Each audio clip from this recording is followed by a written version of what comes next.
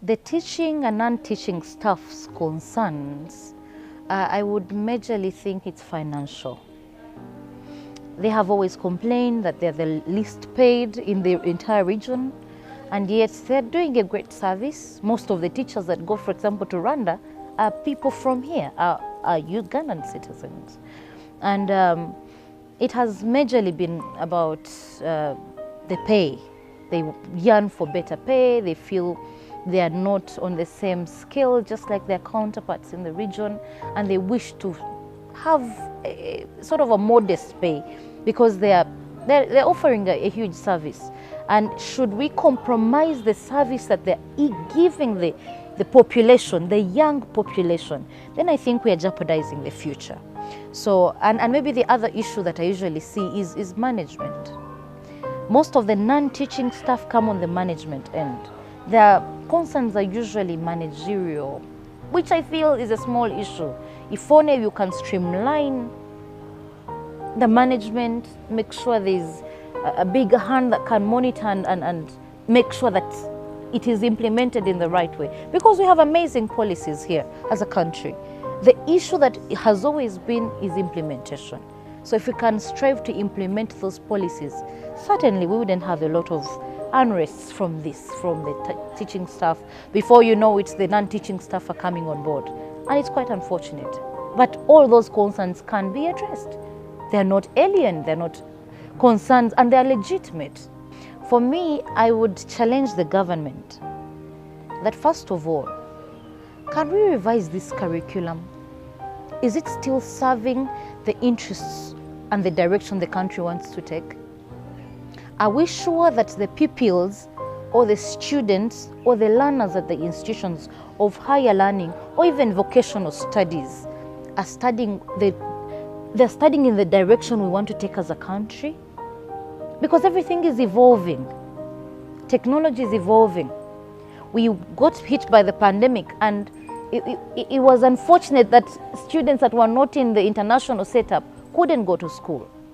Internet is not affordable by everybody.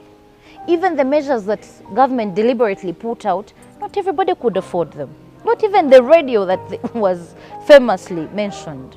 So can we rethink this whole curriculum issue? And I speak this as a concerned citizen, as a concerned young person that is living in a time where unemployment rates are high, but also there's no special skill that even the new graduates are bringing on board. But I feel we can do something. Singapore has done it. All these developing countries that we always run to have done a deliberate effort.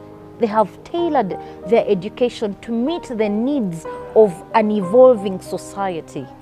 Now we have millennials that are very creative, that are very innovative, they are very quick. They don't want some things. Can we tailor something and harness the capacities and capabilities that they have? But all that is a deliberate effort, for example, for the curriculum to be fine-tuned. So for the government, I challenge them to think in that line. For the institutions of higher learning, I must remind them that they're doing a service. We stand with you, we stand with the institutions, we stand with management, we stand with the teaching and non-teaching staff. But as the young people, we need to study. We need to study. Unfortunately, we are just from a pandemic that has taken a toll on the populace generally.